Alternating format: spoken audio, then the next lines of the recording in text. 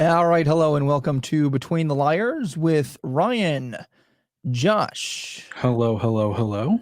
Marcelo, Hey, everyone. and Austin. Hey, everybody. And today we have a special guest. We made a promise in our first video that we were going to have some guests on here, and we do. So please welcome Mik Davis. Mik, how's it going today?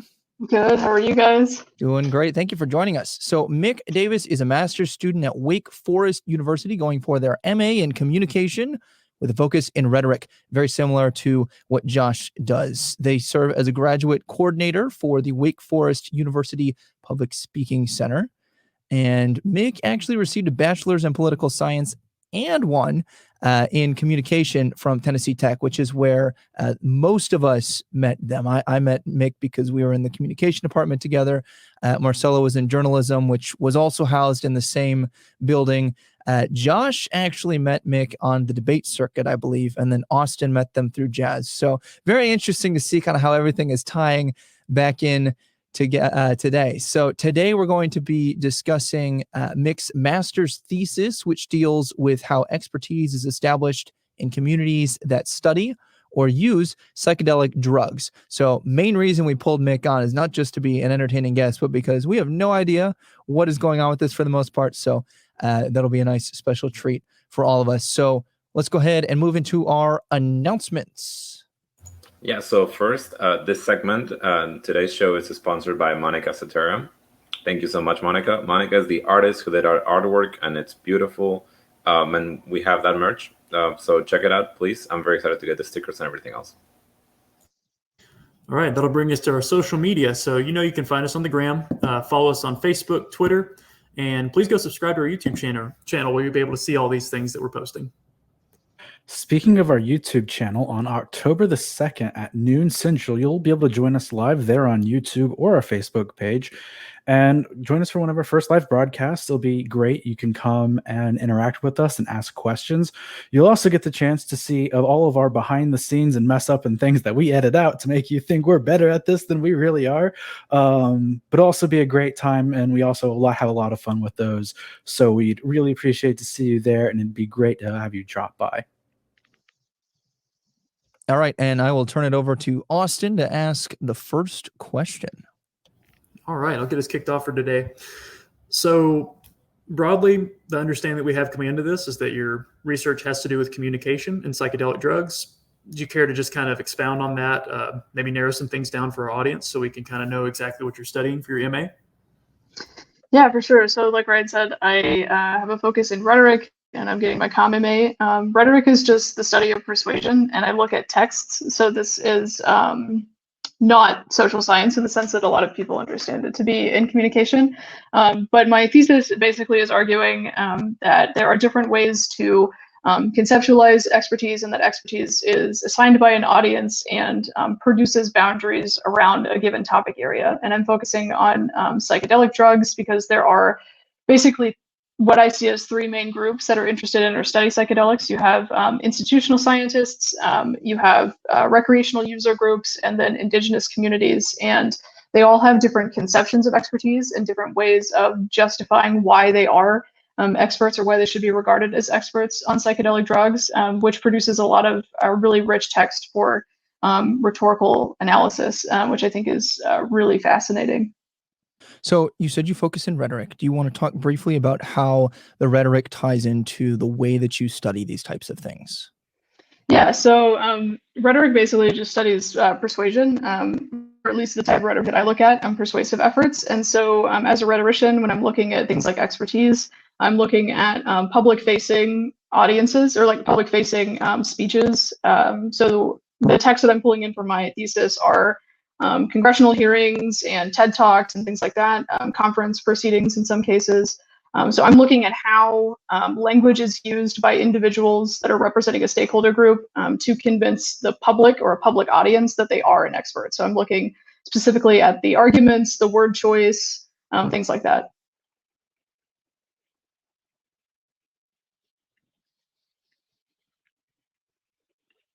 Thank you for that. That's a really concise explanation of a lot of things that I don't know. So I feel like I just have more questions than I used to before. But so focusing firstly on the, and I guess I will go on a tangent a little bit here, is that on these psychedelics, I want to know more about like the commercial availability of these. Not because I want to use them, if anybody, you know, is listening, but in the cases like how would, you know, people come in possession of these things? Like, is everything like in the bounds of like people just using them for medical reasons, or in what aspects?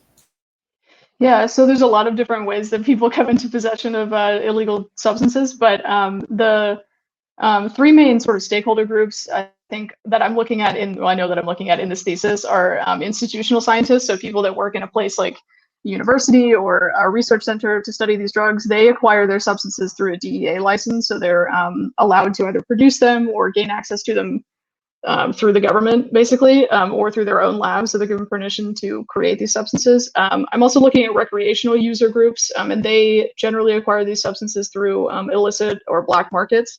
And then I'm also looking at indigenous communities or religious groups, and they have not really a DEA license, but they have government permission to produce or acquire these substances. So there is a commercial aspect to it, but a lot of these markets, because psychedelics are a Schedule I substance under the Controlled Substances Act, a lot of the ways that these are acquired are illegal. So yeah, I hope that answers your question.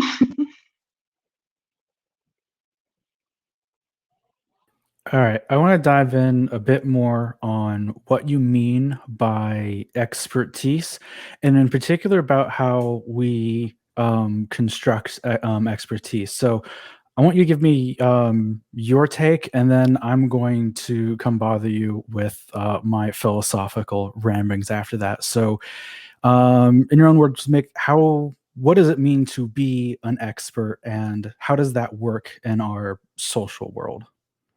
Yeah, so there's sort of the way that I see it is two dimensions to expertise. The first is like a material quality. So for institutional scientists, which is one of my groups, that would be like the degrees that you have, the acronyms behind your name, the school you went to, how many years you've been studying them, how you've been studying them, the research methods you use, things like that.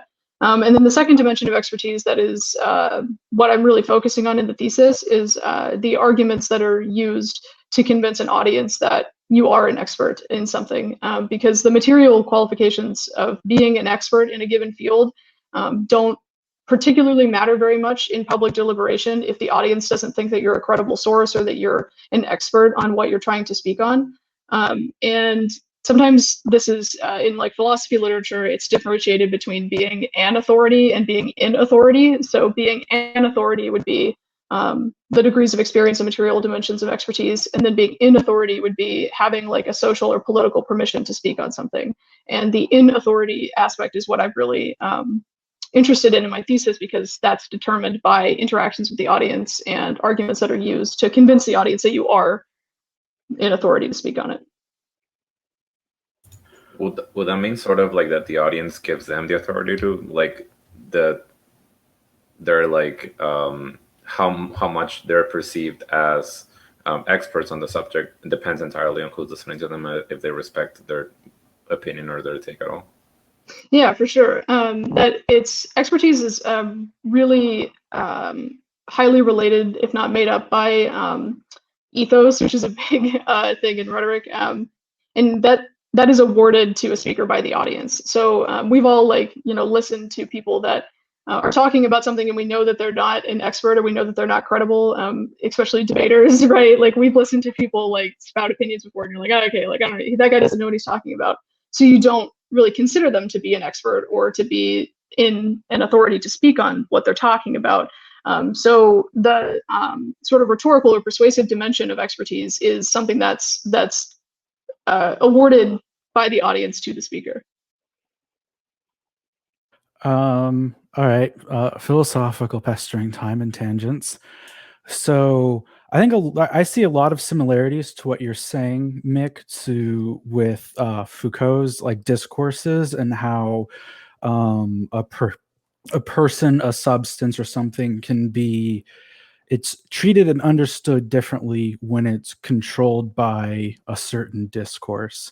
And and discourse right now is being used in a very vague way for people without kind of an intense knowledge. So you can consider discourse to be similar to the word of ideology, or also quite literally the way in which we talk about things. And I think that's how it relates to Mik's work here of looking at like how arguments are employed to create experts. And there's also that in similar vein with Foucault, the idea of like this chain of power of consent, and and that's that same way of like the audience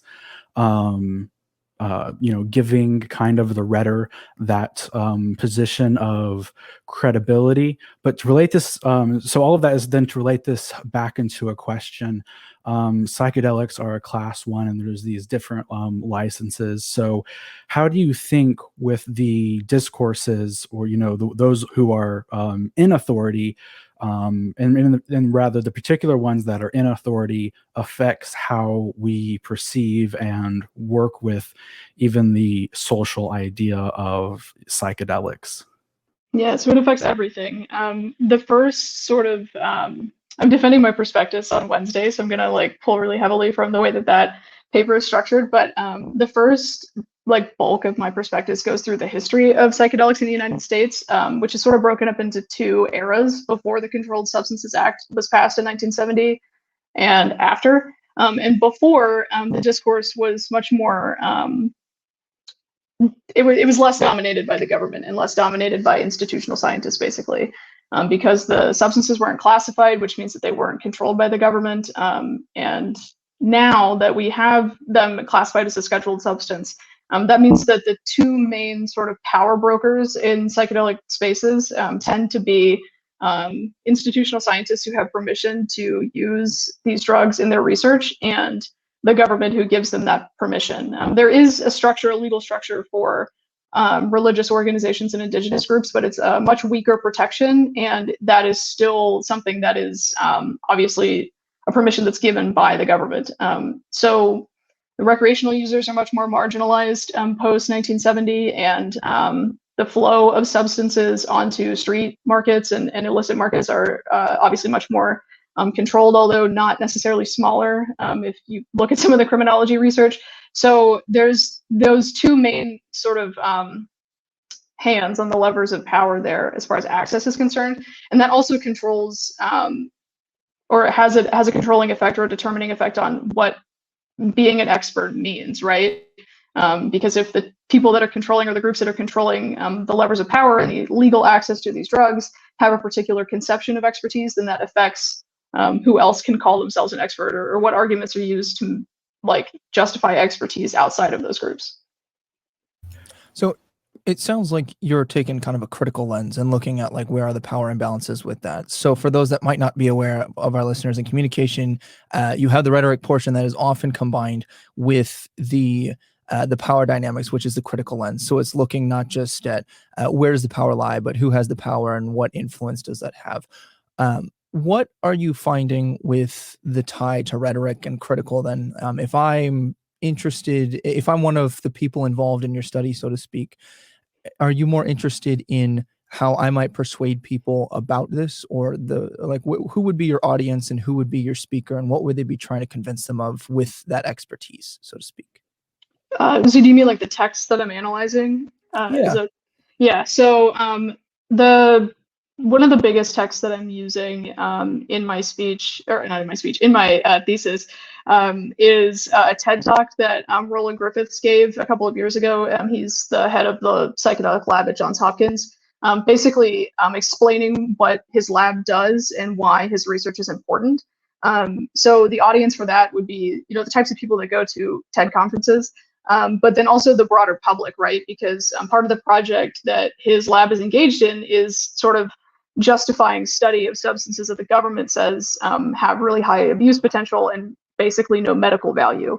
So his audience is not only the people that are directly in front of him, but also the millions of viewers that watch that speech afterwards. And you can see that reflected in the arguments that he makes for why we need to justify this, and why we need to justify why we need to study these things, and explaining sort of the research that they're focused on. Another text that I'm pulling is an interview that Timothy Leary gave when he was in prison, basically trying to clear his name of wrongdoing that landed him there in the first place. And in that text, he's also making pleas to the public that his work is important and it shouldn't be criminalized and he shouldn't be punished for what he's doing or what he tried to do. So there's examples like that, but then there's also congressional hearings, which are obviously a different setting. Timothy Leary's congressional appearances are also texts that I'm using in my thesis, where he's not only explaining to the government what psychedelics are, but also why he's studying them. And that is more, has more of a legal tinge to it, because obviously they're at that point in time, they're trying to determine the legal status of these substances. So the audiences vary a lot, and that is, that's part of the dynamic that I'm looking at, right? Because the arguments that these experts make not only differ based on who those individuals are that are speaking, but also the audiences that they're talking to. And you can see that variation reflected, especially in the two Leary texts, whether he's talking to the government or whether he's making a public plea to get out of prison, right? So, yeah. So then the Schedule 1 portion of that, where the government criminalized this, seems to be kind of one of those complicating factors that put these people in this situation. They're at that disadvantage, and that's mainly where their audience is targeting. Would that be fair to say? Yeah, for sure. I think a lot of the expertise arguments that are made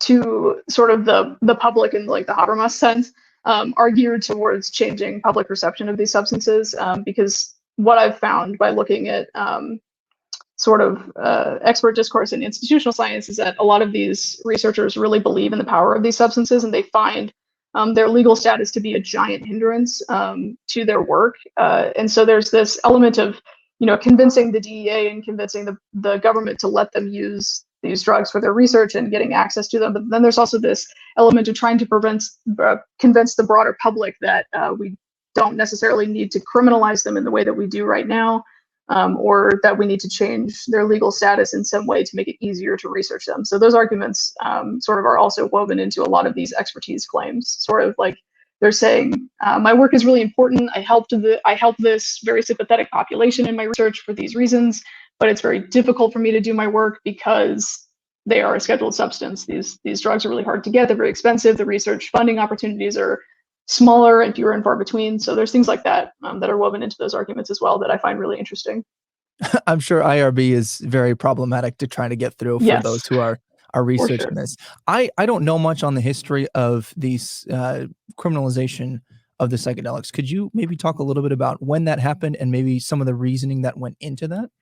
Yeah, so it's sort of interesting. It depends on if you're looking at synthetic or organic psychedelics. So in the case of synthetic psychedelics, which would be something like LSD, those were first synthesized sort of, I guess it would have been like the 30s or 40s, and specifically by Sandoz Laboratories, and then brought to the United States. And you may be familiar with the MK Ultra government experiments that used LSD as a theoretical like mind control device, which were basically failed experiments. And so at that time, that would have been, I think it was like 1943 through 49-ish. They were bringing them to the United States and then starting to use them in those experiments. The government of the United States was basically the only entity that really had access to them or knew that LSD in particular existed. And then in the 1950s, the psilocybe mushrooms were first brought to the United States. Those are psilocybin-producing mushrooms. Magic mushrooms is what they're generally called outside of a lab. And there was a banker named R. Gordon Wasson who went to an indigenous community in Mexico with his wife because he had heard of this faith healer there who used these mushrooms in a faith healing practice. He lied to her to gain access to their ceremonies and persuaded her to allow photography of the ceremony. And then he went back to the United States, brought some mushrooms with him, wrote a wildly popular article in Life magazine, and that sort of set off the interest into magic mushrooms in the United States. After that sort of 2 decades of sparking interest in these drugs, there was a lot of legal limbo around psychedelics for a decently long time. This was into the 1960s now. You have Leary and his colleagues working at the Harvard psilocybin project, doing all of those, the Good Friday experiments, which are infamous now. And there was circulation of psychedelics amongst basically intellectuals and upper class people in the United States. And then they slowly percolated into street markets, and the youth started using them. And there's a really interesting dimension to this sort of legal history where the counterculture movement, groups in San Francisco, anti-Vietnam protesters, things like that, those groups of people, the nation's youth, started to use these drugs, and then the government, specifically the Nixon administration at this point, became very concerned about psychedelics and how they were, ruining America, which that coupled with the issues surrounding marijuana and some other things, basically prompted Congress and the Nixon administration to pass the Controlled Substances Act, which formally schedules all of these drugs. So that's sort of a crash course in the history of psychedelics, but I really recommend Michael Pollan's book, How to Change Your Mind, if you want to know more about it. But a solid 25 pages in my prospectus is just on this history. It's long and storied, but that's the basics. Well, that definitely helps catch me up and I think that was a good overview. Were there any questions on the overview before we kind of asked a little bit more specific questions about expertise? Yeah, sure. I have a question. So just to run it back to make sure I didn't miss it, we're all familiar, culturally, with psychedelics in the 60s, 70s, and everything. So you said that it was typical for some higher upper class elite type people to have access. Was the interface between elites having access and then it trickling the population? What was the approximate time period? Are we talking 20 years, 30 years? Just, I might have missed it. But yeah, it's mostly a 10 to 15 year period. So there's this really famous individual named Al Hubbard who is a really elusive figure in the history of psychedelics, who acquired an FDA license to experiment with psychedelics, and he did so both in academic and recreational settings, and he basically distributed his supply of LSD across the United States to public intellectuals and researchers in mostly recreational contexts. So that's an example of that happened throughout the 1960s, and that's how a lot of public intellectuals and people like Timothy Leary in particular were introduced to these drugs, and that would have been in the very early 1960s or late 1950s. So you're basically talking about a period between 1955 and 1969, right before the Controlled Substances Act. And once the elites in our society are introduced to these substances, they trickle into counterculture movements, youth circles, things like that. So it's a really rapid period of change in pretty condensed time, but it's about 10 to 15 years.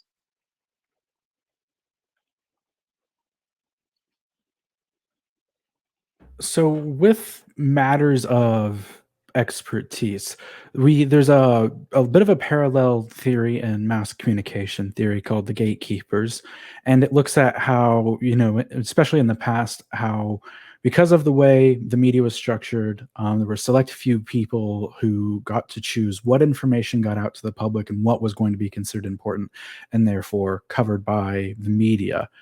I feel with looking at your research and looking at community ideas and it becoming more kind of institutionalized in formal study, does it feel like that it's almost going towards a gatekeeper type situation, or do you feel like the community definitions and the community understandings are still prevailing out in the broader circles and how we, consider and think about these drugs, even on a national scale? Yeah, so that's a really interesting question. I think about it more in terms of boundaries. So my thesis addresses the idea of boundary work and how boundaries around a field and boundaries around science versus non-science, legitimate versus illegitimate drug use, and credible versus non-credible sources of information are produced through these expertise arguments. And I would say that, in the broader public, the American public, our understanding of psychedelic drugs and their place in our society and what constitutes legitimate use and research with them is very much determined and controlled by institutional scientists and the government.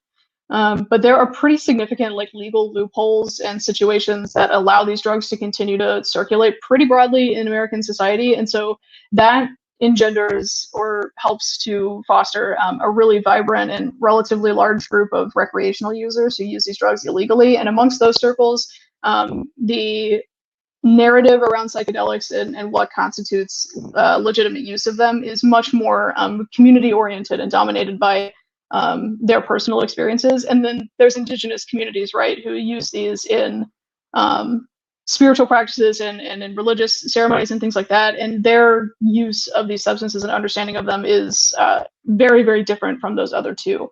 So there's sort of those three modes, but because access to the drugs are still controlled by the government and institutional science, the public's understanding of them tends to stem from those two groups' understanding of them.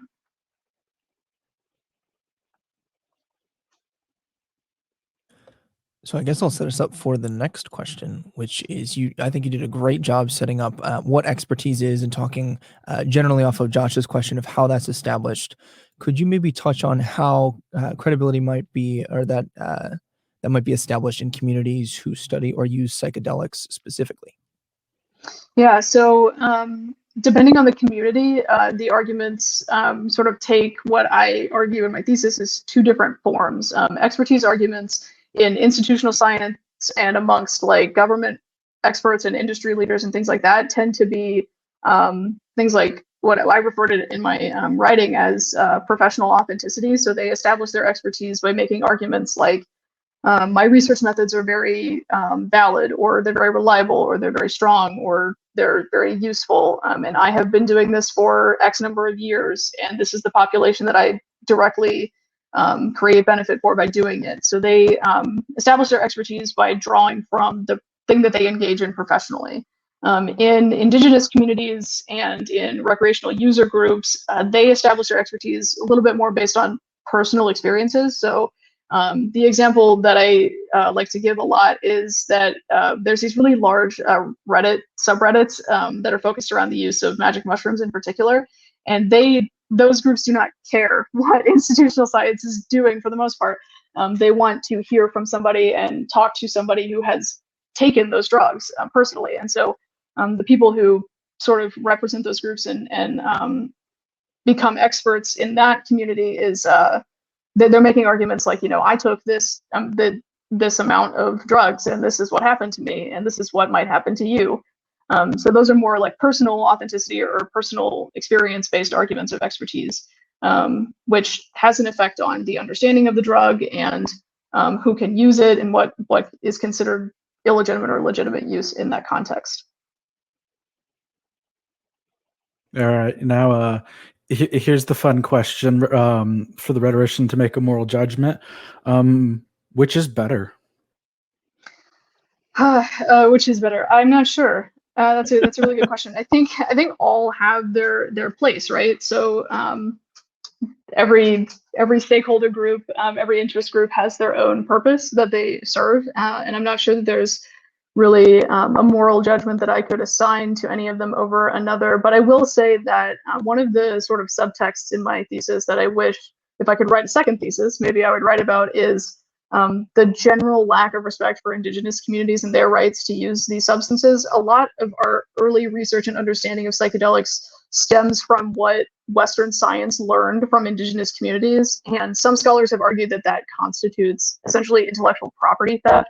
So if I'm passing moral judgment on any of these groups, I would say that I find a lot of the lack of reverence and respect for indigenous groups, which you typically see in the government in particular, but also to a certain extent in institutional science, to be bad. I think there needs to be more credit assigned to what indigenous communities have taught us about these substances in particular. But all of their understandings of expertise and conception of these substances has its place in our sort of holistic understanding as the public of what these drugs are and what they're for and who should use them. So kind of tailing off of that, would you say that, I guess like from an institutional science type standpoint, would those personal experience have no purchase, or would that just kind of vary from reviewer to reviewer, so to speak? I'm not going to pretend like I'm even passingly familiar with the literature on this stuff. This is all very new. Yeah, I mean, so it pre-1970, before the Controlled Substances Act, it was very normal for scientists to engage in, or certain groups of people, certain groups of scientists, to engage in auto-experimentation, to take the drugs themselves and to talk about those experiences. Timothy Leary is the famous example, but he's just one of many who took psychedelics themselves, wrote about it, and was very honest about how that played into his research practices.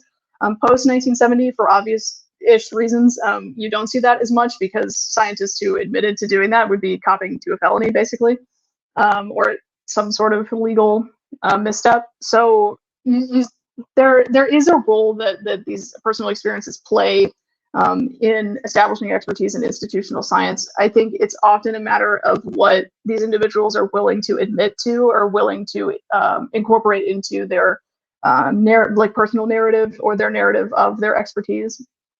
And there's a really interesting Vice article that a journalist named Shayla Love wrote in 2019 about auto-experimentation amongst institutional scientists. And in it, there's a researcher who basically says that he thinks that everybody that studies psychedelics is using them. I don't know if he's correct about that, but there are people in psychedelic science in institutions that do take them and will admit to it, including some people cited in that article and were interviewed for that article. But it's, in general, the personal plays a much smaller role than it did before these drugs were scheduled. So this is going to be a little bit overly academic specific.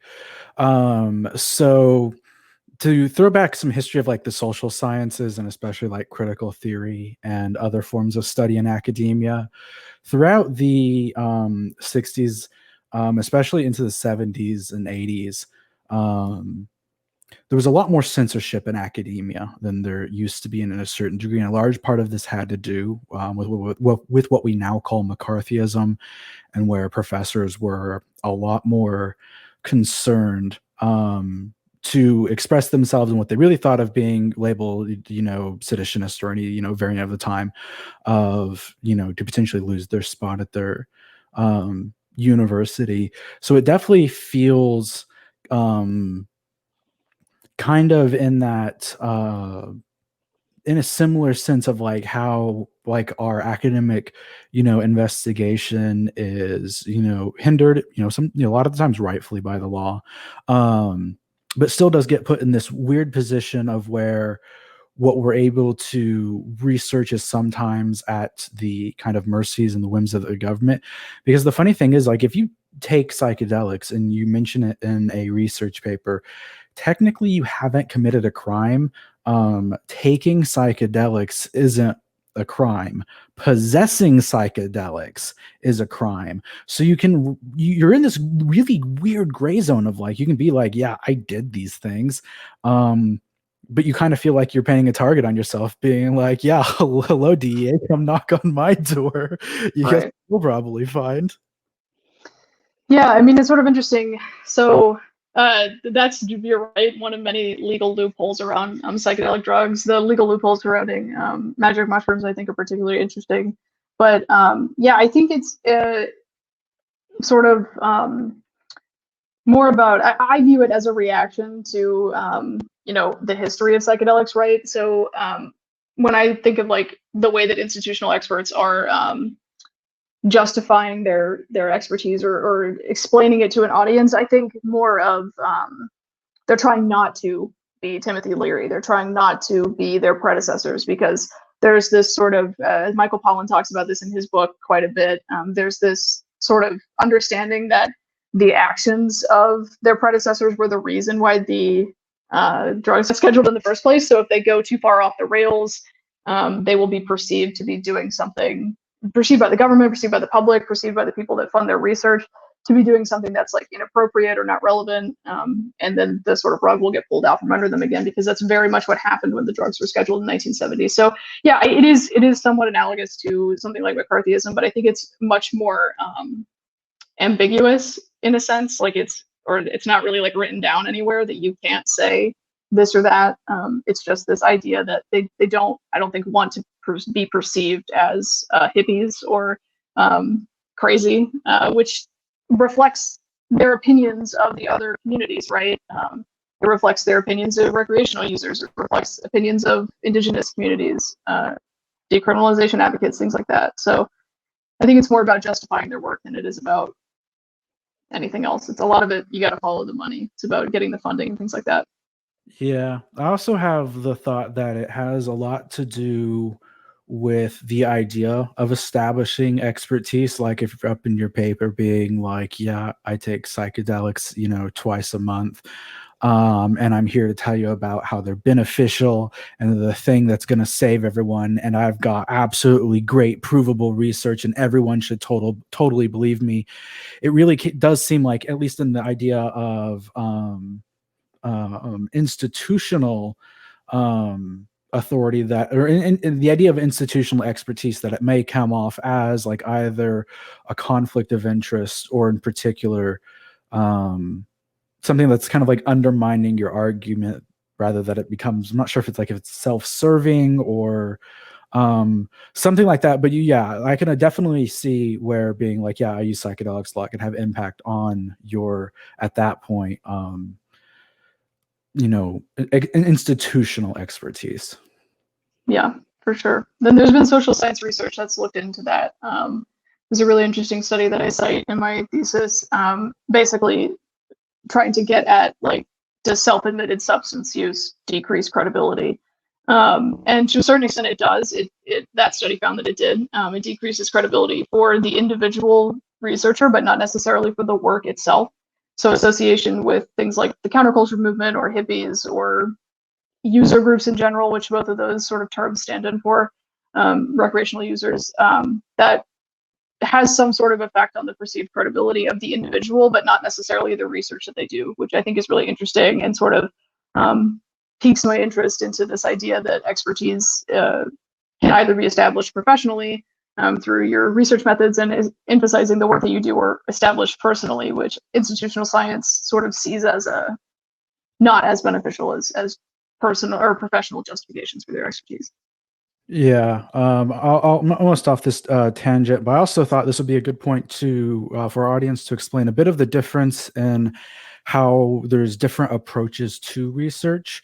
Like if someone were to take psychedelics and then go on the process of writing a paper that explained their own personal experiences, or maybe even explained, what it's like being in a group of recreational users and they all, take the drugs together, we would refer to that study as an autoethnographic study.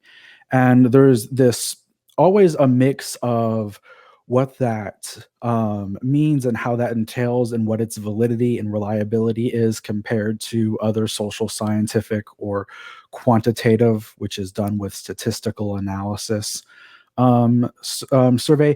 So there is different types of knowledges and fundamentally a different research category for people who take the drug and come and report back on it on their own experiences.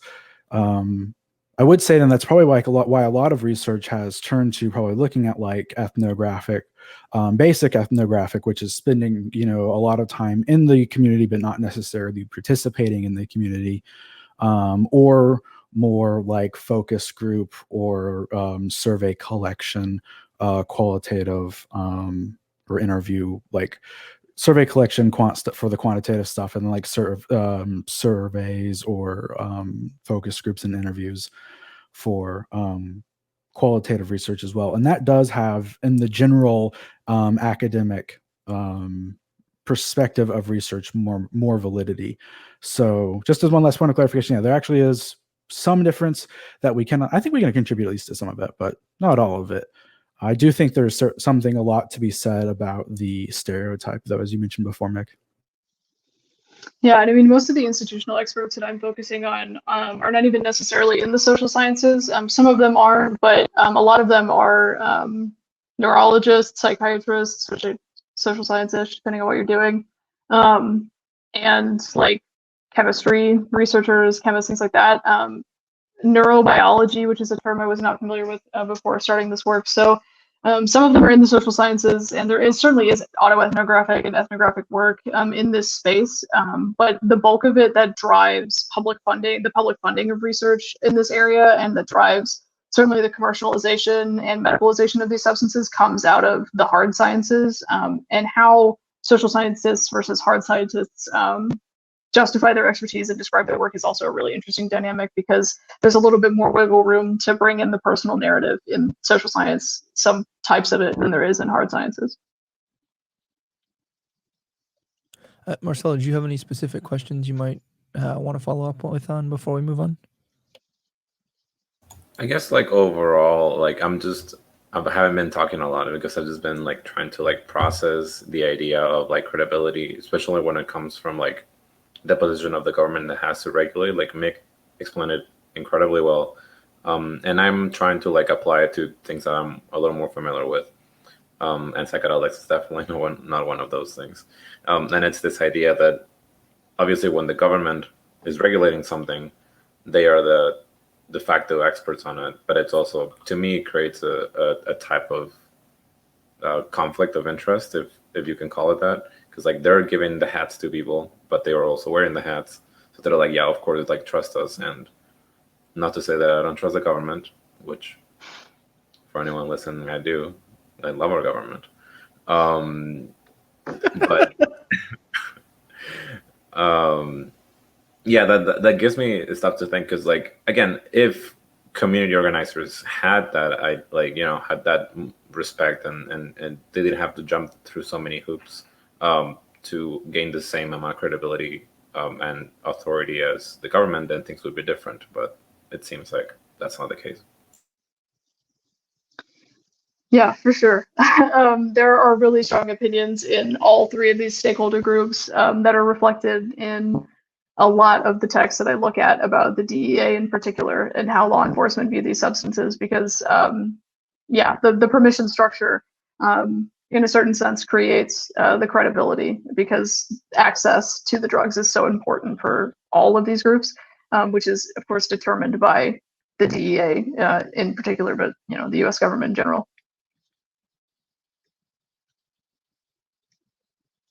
Well, before we move on to our hot takes, do you have anything that you would like to add that we might not have asked you about yet? That's a good question. I don't know.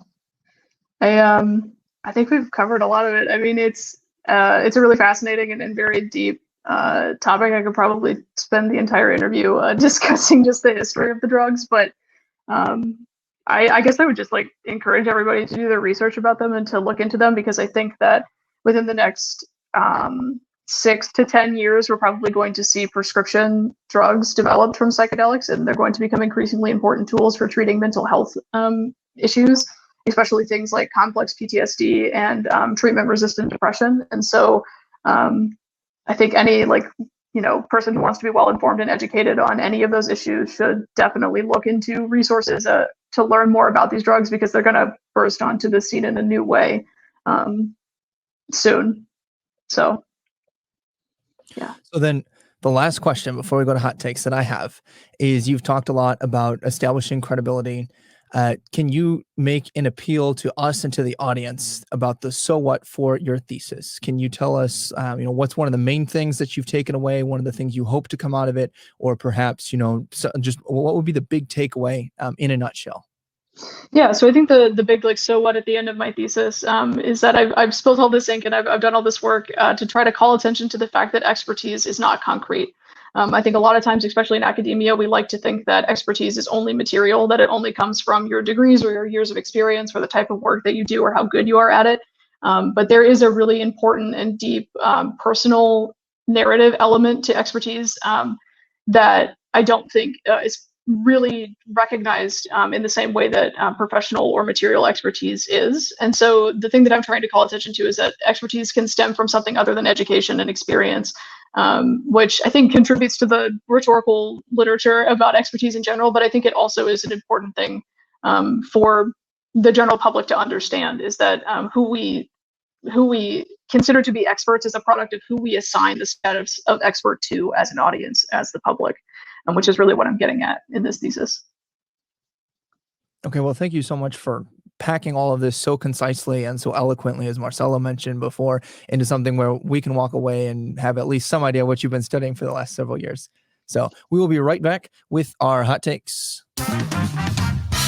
And we're back. We never actually go anywhere. So we're going to hand this over to Austin in just a second here, but our hot takes this week are going to look a little bit different than they usually do. These hot takes might be our overall thoughts, something we've learned, or maybe just a final point before we go. So Austin? All right. I'm definitely going to be extremely confrontational on my hot take.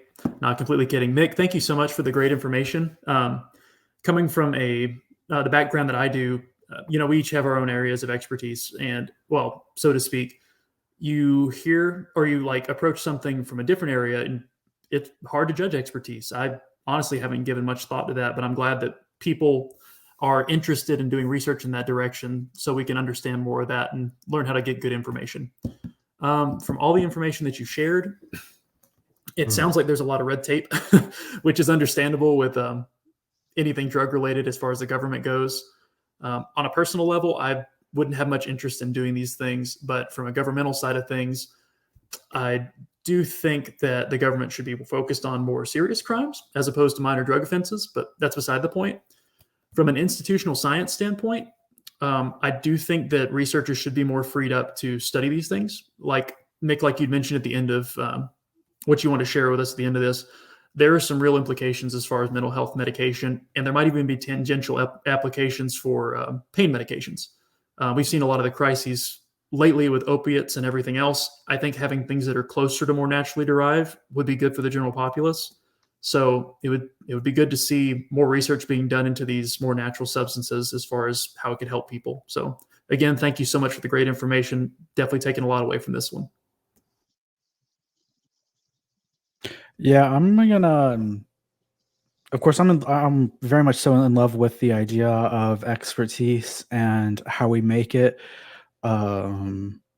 because even beyond the applied things that you're studying, Mick, I feel like a lot of the challenges we're having in today's political world stem down to questions of expertise. Is the CDC and FDA and the federal government a position of expertise, or is it someone else? And I feel like there's a lot of kind of the argumentation as we've seen people become more resistant to some of the broader institutions of authority and of knowledge as we, have progressed more into this digital age. As in mass communication, we've seen that the gatekeepers of keeping information has fallen, and so now everyone's out there making their own information, oftentimes on their own terms for the first time. And for a lot of communities throughout the world, that's the first time they've had that sigh of relief of being able to define themselves and who they are, what it means to be them. Since the beginning of colonial imperialism. And so it does definitely seem to have to walk this hard line, because I'll agree. I've read some, and done cursory glances through psychedelic forms and stuff like that, and you see things you're like, this is going to get someone hurt. And I think it always does have to end up balancing that out, whether it's not even the drug itself being that dangerous, but people just not understanding how it's going to affect them. And it also, the barriers of information through the illegality of these substances kind of does create more danger in its own sense, because people can't find out what's safe or not, because they're having to seek out these alternative channels of information rather than a knowledgeable expert source to tell them what's safe. So I think this is really cool beyond your applied study, just looking at psychedelics. I think there's a lot of neat philosophy that I'm sure you'll keep getting the chance to explore while you get your PhD. All right. I'll say again, Mick, thank you so much for joining us. I'm like Marcella, I was just trying to sort through a lot of the stuff and to try to come up with additional follow-up questions. And you did such a great job just really boiling it down to something that's very easy to digest, especially for how complicated and complex each part of this thesis actually is, from the critical part to the rhetorical part to the expert and the psychedelics. So I think one of my big takeaways here, because when I actually reached out to Mik to see if they'd be interested in doing this interview, I was like, I mentioned something about them being an expert on the subject, and the response was, well, I'm not actually an expert. And it's like, well, I think that something that grad students tend not to do very well is take credit. And I think it's very clear with the way that things were presented that you know this material inside and out. So you're going to do amazing on the defense of that prospectus coming up here. And I think my other big takeaway, I'll agree with Austin, was just the government seems to be complicating a lot of things, particularly when they didn't necessarily need to. And it's interesting to me, all of the hoops that people have to jump through just to try to do research on something like this. I'm glad that for my IRB approval to where I can actually go collect my data is not quite this complicated. So anyway, best of luck in the coming weeks as you defend and wrap up and then move on to your PhD. First, I'll agree with Austin for sure. For legal reasons, I am not interested in the consumption or the purchase of any of the substances that we've talked about in today's call. Second, I feel I'm on the side of like government and government intervention in most of these takes. But today has also made me reconsider in a way, like, and thinking about other topics that I can apply this to. And one of them is vaccines. Now, I still have the same takes on vaccines. I think they're great. They should be taken, especially the COVID vaccine. Everyone should take it because it saves and secure. But it also made me think about people who are skeptical of the vaccine. And it's the people who are telling you, besides scientists and or basically the entire scientific community is telling you that the vaccine is safe. Vaccine skeptics are saying, well, the government is approving it, but I don't trust the government. So they're not giving the government the credibility and the authority for them to like trust the vaccine. So there's really, since they have lost that trust, to me, like it makes sense in their own way. It's like why they would be like, no, I'm not gonna take it, because like I don't believe them. And it doesn't matter how many like FDA stickers the vaccine has on it. Like it doesn't make a difference to me. I think studies like these can be used to look at possibly misinformation and how like this can be construed in a different way depending on who's saying what things. Mik, thank you so much for coming. I've known you for a very long time and I don't see you often enough. You were the last person I saw before the world ended the last year. And it's been too long. Yes, I totally agree. I can't wait for this to be a little bit less or a little bit more over so that I can see people again. I'm really looking forward to NCA in November and like fingers crossed that it happens in person. So that I can see at least a few of you. But yeah, it's interesting that you mentioned vaccines because there's a pretty deep literature on vaccine hesitancy and the concept of expertise. And you're absolutely right. A lot of the reason why we see vaccine hesitancy in some communities is because they don't afford expertise to institutional science or the government. And understanding that expertise is something that's assigned by the audience and isn't a inherent quality of the speaker or of the entity that is, trying to transmit information on something, I think is sort of the first step into countering things like vaccine hesitancy, to understand who those communities regard as experts and to understand their motivations for listening to them.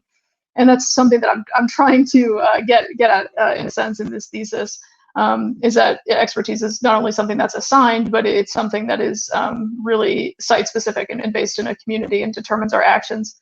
I don't know if that's necessarily a hot take, but I would say that like hot takes on psychedelics in general, the war on drugs has been a failure. It is incredibly destructive and constrained our view of drugs in general, but specifically in my case, topic of interest for psychedelics, it's constrained our view of what constitutes legitimate drug use. It's constrained our view of what counts as a medicine or as a good use of a drug. It's constrained our view of expertise, and it has, as with most things that the U.S. government does, continued to damage the livelihoods and the quality of life for indigenous communities and marginalized groups that really value these substances in a way that Western medicine and Americans will never really be able to understand. So yeah, my hot takes are war on drugs bad, and indigenous rights always. All right. Well, I'm sure you find yourself somewhere between the liars. Join us again next week. Goodbye for now.